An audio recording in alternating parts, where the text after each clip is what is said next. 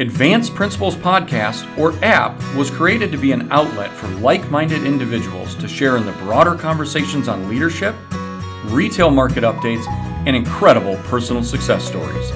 On app, you will hear a collection of stories from the titans of the retail industry, as well as thought and practice leaders covering the spectrum of the economy. Please click the subscribe button and look for the newest episodes to be released. Said, you really should not be waitressing, you should be in car sales. As you know, I'm a huge fan of you and your story and your background. Or told the dealers where the customers were going if they didn't service. Because it really speaks to who you are and what's important to you. And now today we want to introduce Miss Kelly Price. Kelly was the Chief Executive Officer and founder of National Automotive Experts, which market and administer finance and insurance products in the automotive, powersport, and recreational vehicle industries. Kelly's companies were collectively honored with the City of Strongsville's Innovation Award, the Pillar Award for Community Service, the Weatherhead 100 Award, and Inc. 5000 Fastest Growing Private Companies. NAE was recognized by North Coast 99 as one of the best places to work in Northeast Ohio in 2017, 2018, and 2019. Kelly was also honored as a regional finalist for the EY Entrepreneur of the Year Award. In 2020, NAE was acquired by Portfolio Holdings, an Abry Partners company. Kelly was appointed to the board for Portfolio Holdings in 2021. Kelly currently serves as the Executive Vice President, Strategic Ventures, focusing on acquisitions, mergers, and strategic initiatives. Kelly also formed Driven Capital Partners in 2020, which is a joint venture focusing on investments in the automotive and fintech space. Kelly is dedicated and is very involved in the Cleveland Christian Home and the Inspiring Children Foundation. In addition, she established Changing Lives Foundation in 2018, which is dedicated to helping those in need. For more information on Kelly, you can go to www.kellyjoprice.com. So Kelly, certainly we've talked a lot about culture and building it and growing it. And you said that growth was proved to be the biggest challenge when the company doubled in sales and had to double in people. The process of creating all the process models and everything else. But certainly this last year and a half has brought new challenges to every business leader out there. And one that is so founded in such a great culture and led by such an on-site, hands-on leader like yourself. How have you and the team been able to deal with that? Yeah, so I went through, that was probably the biggest challenge of my career ever, was to go through what we went through last year with COVID, because never having laid off an associate ever, always have been in growth mode. It's really just been a great run. I just have nothing to complain about, but it was very challenging because obviously when you don't have any business, meaning any dealerships open or very few dealerships open at the time, there's certain jobs that if you don't have business coming in, you don't have a need for that person to sit here. So we did have to furlough some people temporarily. Luckily, it was only like maybe 6 weeks. But it was very hard. I took it very hard. I got really depressed because the impact on the families, I care so much about, what goes on, not just from a business perspective. And I wasn't really worried even about us financially, just mostly worried about the employees that we would impact. And so that was a really, really tough time. I'm really proud of how our team made it through. I was flying back from California, and out in California, I could feel things getting a little bit more tense. I was out there for a school visit with my son, and on the airplane ride, I think it was maybe the 10th or 11th of March. And on the airplane ride, I wrote a letter to our whole team. And I said, team, we need to probably get together very quickly and figure out a work from home approach, because I think we're going to probably have to be moving people home soon. I wrote that on a Wednesday. On Thursday, they announced that we had to be home by Monday. And so literally by the time I landed and got here, we started having meetings, and we would meet in the morning, and then by 1 o'clock, something else had changed and we'd have another meeting. And it was just so crazy. But I was so proud of our team. Like literally we moved everybody home within like 36 hours, never had a break in service. Everybody stayed up and running. Our IT team did just a fantastic job. We were set up for it. from a perspective of our phones being voice over IP and things like that, and then being in a call center software that's on the internet. So that was really, really good. But it created a whole nother we had to learn how to do presentations via Zoom versus walking in and having dinner with somebody and really building that relationship. You have to learn how to coach and mentor people. It's much different. You and I can sit here and have a difficult coaching session, and when we hang up, I can't look at your face or walk by and see how you're handling it a little bit later, where I could if you were in the office, and I could go back by and check on you and say, hey, I know that was probably a challenge, but it's really not the same to be able to mentor and coach people. I think that we've done it. We went home with a fully trained staff, which was great. It's hard as a new person that's joining the company to get the feeling for the culture and to get the training, and the stuff you hear over the cube or at the water cooler isn't being shared because you're siloed in your own workspace on a computer, and unless you're on a GoToMeeting or a Zoom meeting, you're not really feeling that. So I think that long term, I'm seeing a lot of it. I was just, at a dinner party on Saturday with some friends, and they work for KeyBank, and they're like bringing everybody back in on July 1st. Wow. They just, because they can't get, you don't learn and grow the same way you do when you're in the office, but also the opportunity to be promoted. Like, how do I know how great of a job you're doing if I only see you here and there, and you're not interacting or jumping in and taking on a new project or hearing something? Like, I just look at how I've grown over time. Like, if I wasn't ears to the ground in the dealership and listening to what was going on, I wouldn't have known like some of the things that I could have gone and done. And so I think that collaboration, yes, it's maybe not as productive because you have interruptions and gossip and, all the different things. But, as I read all the pros and cons of everything, I think flexibility will be very important. But, we have to continue to grow that culture. And it's very hard when you're not shaking hands and hugging and, doing all the things. I like to hug, so probably most people's best wishes. But anyway, so I think that's really hard. Then, during this time, at the same time, we merged with Portfolio. So not only did we have COVID going on, but we had a sale of the company to merge the two companies together.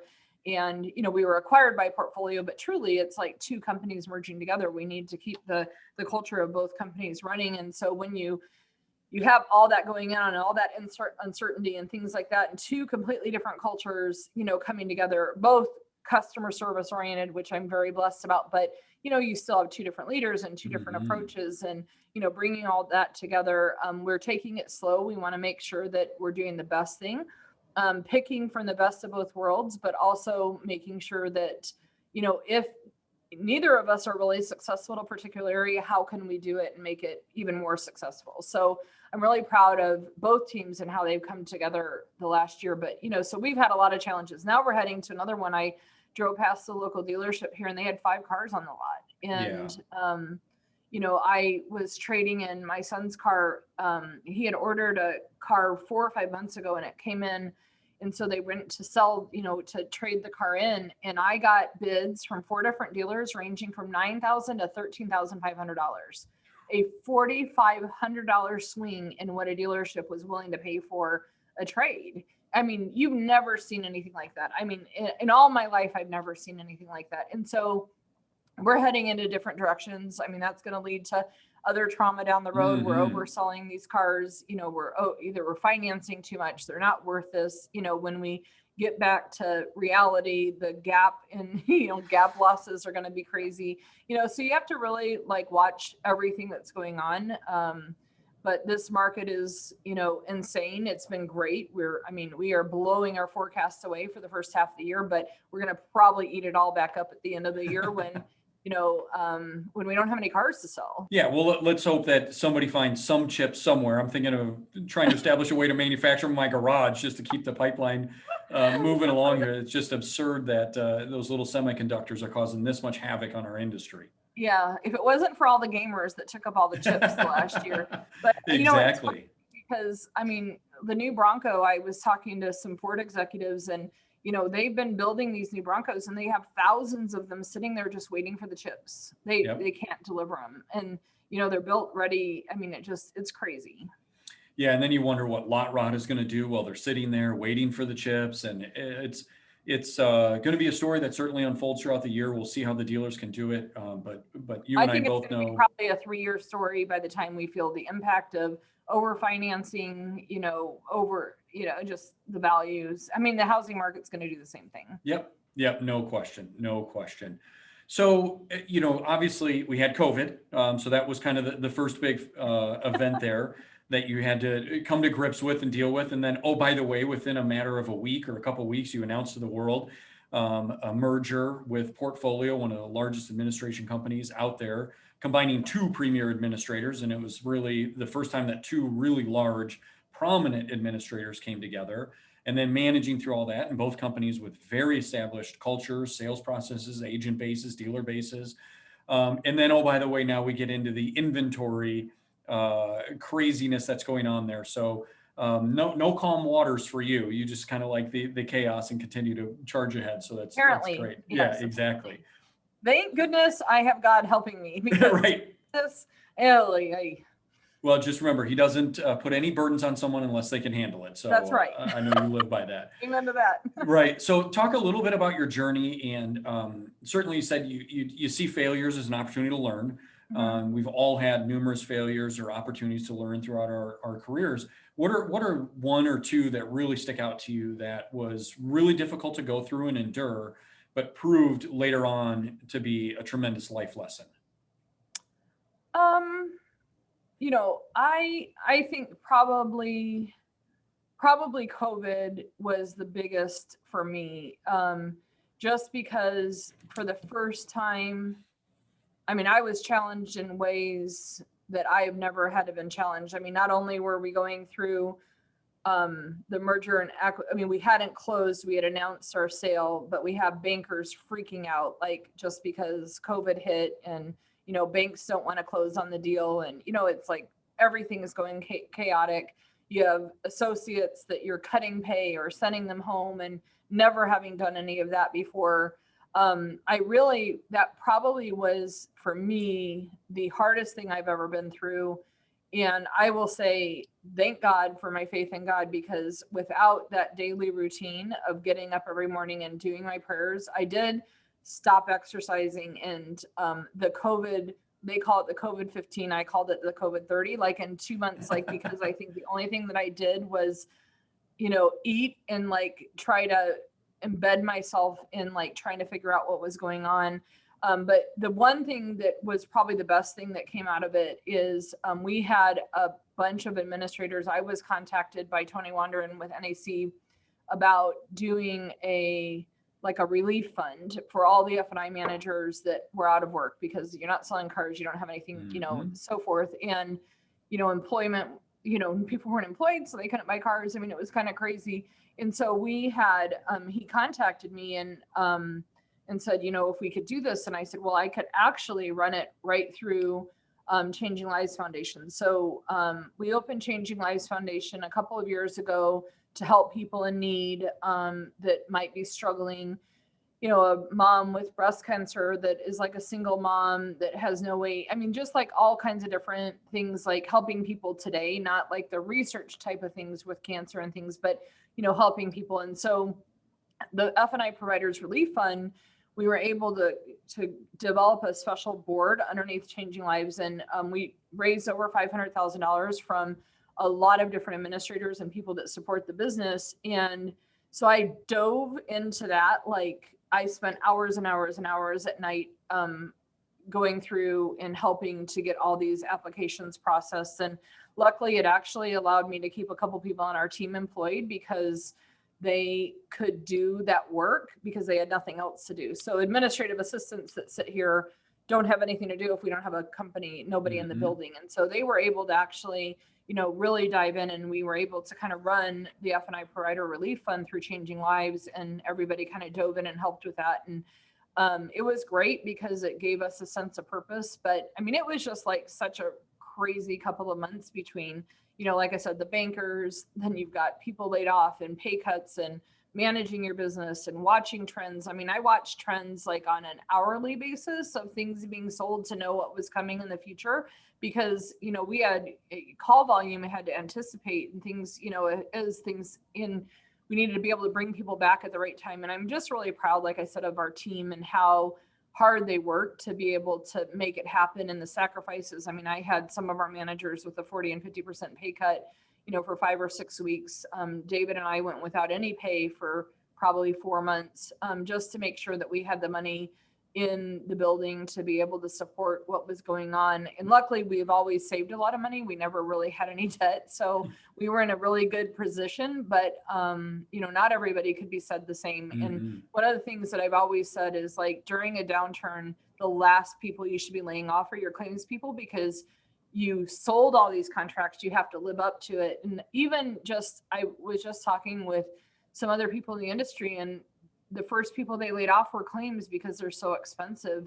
And, it just, to me, we've all had these record breaking years. The last people we need to have gone are our claims people, because they're, this is when all the claims are going to come in for the contracts we sold before. So, but the support people of selling the products coming out, we felt very empowered to be able to provide some funds out to F&I managers that didn't have anything. And those are the people that provide our living, the F&I managers that sell our products. So it was really a great adventure. And, but again, we had a lot of opportunity and changes going on that was, I don't want to go through that again. I don't think the chip shortage is anything like that, because you're not like, people aren't trying to stay away from each other, and you can bring people back in the office, and we can do some training. I would say that our sales team, I thought, did the very best through COVID. So they couldn't go travel and they couldn't do anything. And they're usually on the road 4 to 5 days a week. And they started running industry training events for our agents. And they went into 3 to 4 hours of training a day to get their knowledge better, paying attention to the details, getting product knowledge better, really working on how do you present over Zoom. I mean, they spent 40 hours a week doing this and supporting our agents. And it was just fantastic. Like, they really dove in, instead of just saying, well, we don't have anything to do, we'll just go on vacation. They dove in and really made the best of it. And I think became better humans after the end of it, because they had worked so hard at improving their skills and doing book studies and, learning products better than they had. It was just great. So. Yeah. So one of the biggest opportunities or learning moments certainly allowed the company to flourish. The F&I Providers Relief Fund, which I think was fantastic and really extended a lifeline to, I think, a lot of people that really needed it at that time. And then for your staff, being able to immerse themselves, become a student of the business, hone their craft, take time for themselves, which we all know is so important to us. It's pretty extraordinary. Yeah. So when we look at it, when you kind of went through that talks to another, we talked about culture, but your philanthropy and your generosity and your charitable outreach certainly, I think, has grown along with the company. So I wanted you to spend a little bit of time talking about that and kind of where that came from, where it is, and then where it's going, because I know you mentioned Changing Lives Foundation, you mentioned F&I Provider Relief Fund. I know there's a few other things you're working on in there as well. And I want to give you an opportunity to kind of speak to that, because I think it really speaks to who you are. And then it goes down into the culture of the company, that it's just a very giving company, very accepting type of company. So talk a little bit about all those different organizations you're a part of. Yeah, so I actually started working with the Cleveland Christian Home here in Cleveland about 28 or 29 years ago, and got really, really involved with them. And it's been awesome, because I've been able, our company as a whole, we do a whole Santa's workshop, and we sponsor their golf outing and their walk for the kids and different things like that. And so it brings our team together, because we do a spirit week for the whole week and do different things that, well, we didn't this year because there's nobody in the building, but, generally we would. And so there's been a lot of things like that. I think it brings teams together. I think that anytime you have a generous heart, it allows people to come together and, build relationships and do things like that, because the more you give, the better you feel about yourself. And I just have always been a big believer in giving back what God has given us. And so I always say, it's not my money, it's God's. And so how can we use that the best? We were able to, during our sale process, make some very large donations to a couple of foundations, which was great, that we wanted to do. But the Changing Lives Foundation was a 501c3 that we developed. It's been something that I wanted to do for many, many years, but I think you were probably a big inspiration to me, in that we had an associate that passed away due to committing suicide, because they didn't have the money to make their mortgage payment. And the previous month before that, I had paid their mortgage directly, personally, and they didn't come back to me and ask again, which I can understand. And so you and all the other managers that were around me at the time said, you can't take this all on. It was very hard for me because I felt like I could have just written a check, like, why, it's not worth a life. But we developed an employee assistance fund that allows people to apply for loans or grants, that so that if they're struggling, that they don't do something like take their life, if they have an emergency. And so the company funds it. We opened up Changing Lives Foundation as a way that we could run it through a foundation so that the person isn't taxed on the income, that really truly is a gift or a grant to them. But we use it. So it was kind of the start of what I wanted to do anyway, which was to be able to help people in need. And I see a lot of people, there's a lot of fundraisers, cancer walks and MS and, different things, and all very, very needed.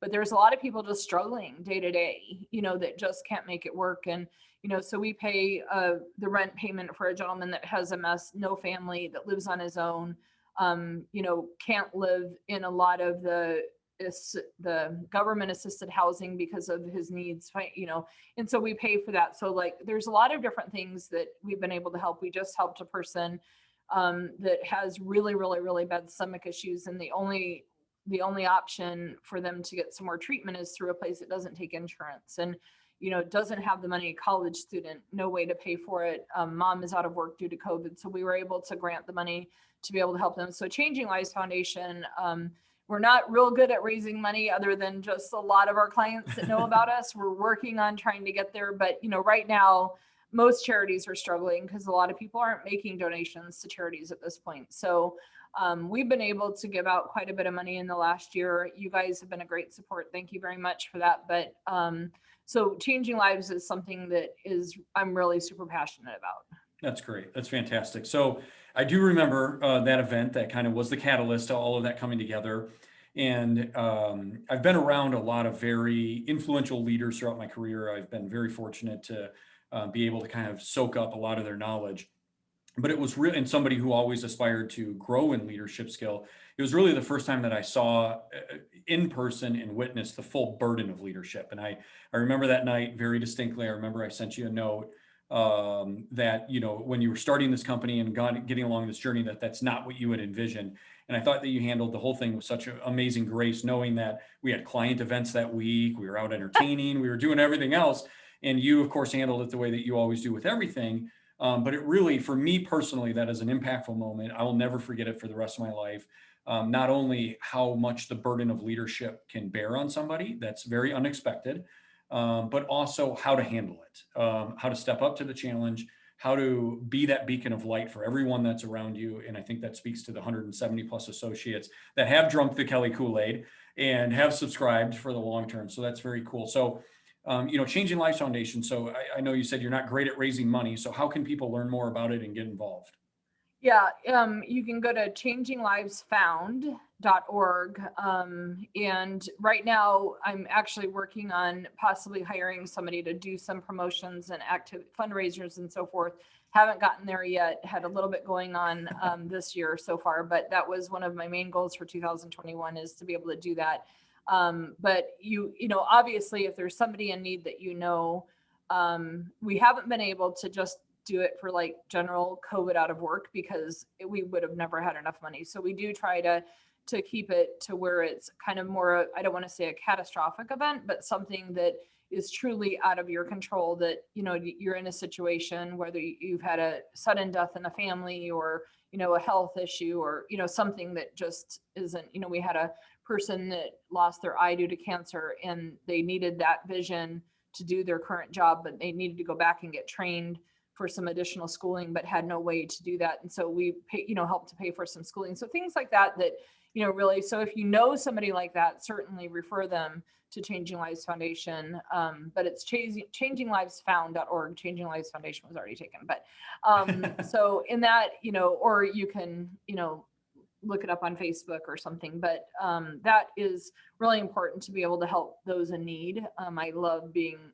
able to do that. And so we have a board that looks at all the applications and makes the decision based upon how much money we have left in the bank, as well as, the opportunity to serve. And so those aren't necessarily employees here because the foundation is run separately, but it is looked at that way. Good. Well, we'll certainly add that link into the release of the show and promote it Well, as thank much you. as we possibly can. And certainly, I think it'll be featured in an upcoming ADS newsletter and try to shine a little I bit of light on it appreciate as well. that. So we've talked a lot about, kind of how you started, how you got here. Certainly, you've referenced a few different times. A huge event last year, outside of COVID, of course, was the sale of the company that you started, really out of a Honda store in a parts room. And now you've created this entity, which is enormous and very impactful within the industry. And what led you to that? That had to be a hard decision to go through that and really this company that you created, that you fostered, that you developed, and now kind of somewhat handing over the reins, although I know you're still very, very influential. Yeah. But what really led you to that, and how difficult of a decision was it? So it was an extremely difficult decision. Okay. We had, myself, David, and Andy they were partners with me. Andy is our general counsel and David was our president, and they were partners. And we really started looking at it quite a few years ago to understand what was going on in the industry, because there were a lot of mergers and acquisitions happening. We really never wanted to be part of a private equity or being told how to take care of our customers related to dollar value, because we never ever looked at the dollar value as the reason we did or did not do something. If we could take care of the customer, we wanted to do it. So making that decision. So when we initially just started understanding what was going on in the industry, just to see how are these people coming up with all this money?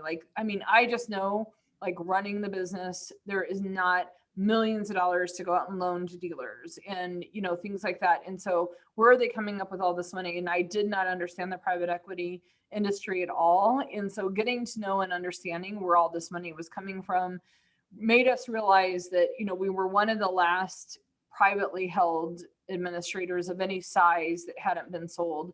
And, our margins have compressed dramatically over the years because there's F&I Sentinel out there involved. Lenders are charging fees, all the different things that are going on.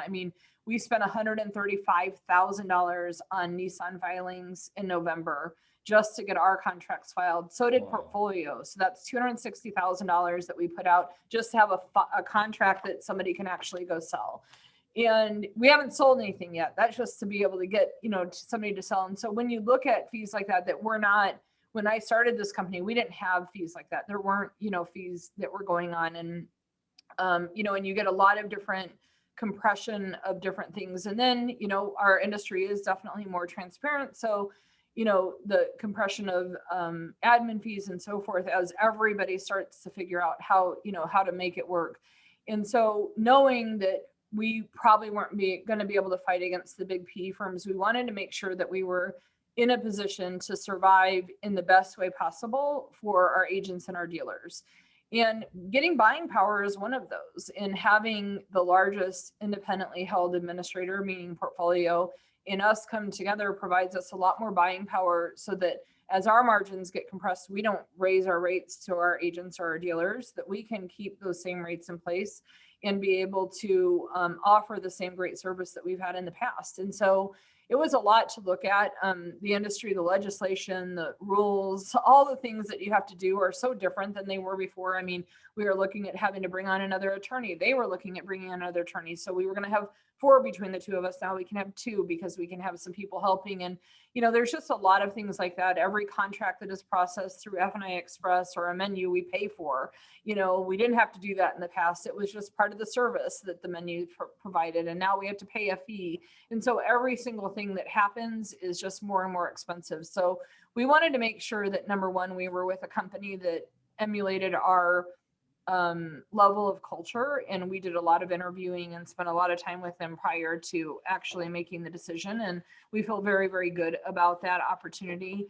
We also feel like our teams merged very well together. They didn't have a claim center. We do have a claim center. They wanted to have their own claim center. So it helped them to be able to bring some services in. We have a print center. They didn't have a print center, so we were able to help them with that. They have a ton of knowledge in reinsurance. Reinsurance is what we tout ourselves on. We feel like we can really take advantage of that. So our leadership teams have merged very well together and everybody works great together. I'm super proud of that opportunity. Yeah, very exciting. And congratulations again. I know it was a Yeah. huge decision on everybody's Yeah. behalf, and it looks like it's playing out very, very well for you. And personally, very excited for you and your family and the legacy that you continue to create. So Oh, thank you. certainly the sale of the company has probably freed up a little bit of your time and maybe some assets as well. So what are a couple of things that you're working on right now to help the industry continue to move forward? Yeah, actually, Portfolio and Abry have asked me to lead up strategic acquisitions and strategic ventures. So I spend a lot of time helping Abry and Portfolio with looking at new companies that we can acquire and develop. But in addition to that, I have formed a company called Driven Capital Partners, where I do some investing myself in startup auto tech companies that can help our industry grow. So even when I don't invest, a lot of times it'll lead me to something that maybe you as an agent should jump on board and understand or get to understand. And so it's been really a lot of fun because not only am I able to help to look at things that maybe we can acquire as Portfolio or Abry, but we can also look at, I can look at things that are up and coming in the industry and make sure that, you know, we are offering the best and most beneficial things out to our agents and our dealers to provide that opportunity for growth. Because I think that as an agency, and even for our company, that maybe we don't make any profit of it, but if it helps you to be able to bring some more value added opportunities to your dealers, we want to be able to do that. Yeah, that's outstanding. A great way to pay it forward as well. I know certainly you were surrounded by a great leader, mentor that gave you the opportunity. I know that you wake up every day hoping to do the same for the people around Amen. you. Yep. So Kelly, we're going to wrap up now with our Fast Five. It's going to be five quick boy. questions that you have not seen. We're going to go with spontaneous answers. This should be fun. Yeah, it should be a good time, that's for sure. So because I watch all the sports people do this, and I think, don't ever do that to me. And now you're these are going to be good. I think that hopefully you struggle a little bit, but it should be good. So are you ready for the Fast Five? Sure. Fantastic. So if you were a car, what kind would you be and why? If I was a car, what kind would I be and why? Oh, Lord. I don't know. Probably a slug bug, because people would count me as they drive by. Like, we play slug bug on long trips, and so we yellow slug bugs. So I'd probably be I don't even, do they make VW slug bugs anymore? Probably. But no, anyway. but there's still plenty on the road. Yeah, I think they bring happiness to people. So I'd probably be a slug bug. Okay, fantastic. What is your favorite getaway spot? Oh, well, anywhere that I'm with family and friends, I like a lot, but my spot for 25 years was the Chautauqua Institute, but we did sell our house there. And I would say for now, probably my backyard. Oh, there you go. Very nice. Yeah. All right. One thing that annoys you more than anything else? Chewing crunchy chips in my ear. I've witnessed that. I've personally witnessed that. I know it strikes a nerve. It'll bring a meeting to a halt. I cannot even sit there. It'll bring a meeting to a halt. I almost had a bag of chips ready because I figured that answer was coming. I was going to say that. That's awful. One thing that people would never guess about you by just meeting you. That I didn't graduate high school. There you go. And last one here now to wrap up our Fast Five. If you could change one thing in the world today, what would it be? Taking the media out and only positive, influential things being shown on the media, because I think that we are driving our own hate in the world, and that if we could spread love, I listened to a podcast the other day, and they said that the more love that's in your heart, the less offended you are. And I thought that was really powerful, because if we could all have more love in our heart, the less offended we would be personally, because we're not caring as much about what somebody is saying. And so I would love to, I know that the news station of love would never get by, because everybody loves drama instead of loving people. But I really think that if we could spread more generosity and love, and people would stop listening to all the negativity that we would have a better world. So I try very hard. I'm very active on social media, but in a very positive way, and try to spread, good things. But I just don't dive into the negative. Yeah, good for you. Great answer, by the way. Very inspiring. So Kelly, thank you so much for taking the time out of your very busy schedule to go through this interview. It's been an absolute honor and a pleasure. I'm excited to see Thank where Kelly Price goes from here. I know the story is appreciate you. still so much to be written and so many great things you're going to do in this world. So thank you very much. I appreciate you. Thanks. right. Have a great day. You too. Bye, Kelly. Bye. Hello, everyone. This is Michael from ADS. Myself and the entire team would like to thank you for listening this week. And special thanks to Kelly for opening up about the hardships of running a company and then having to make that difficult decision to sell. As we saw, the sale opened up some of her time to focus on a variety of different endeavors, and we wish her all the best. Next up, we have Chris Diehl, who is the Executive Director at London & Capital, a wealth management company located in the UK. He will discuss the changes in the space since he started, active asset management versus passive asset management, and some of the biggest drivers for returns. App is available through Amazon Music, Apple Podcasts, Google Podcasts, iHeartRadio, YouTube, and our website. Don't forget to hit the subscribe button to be notified of the latest episodes.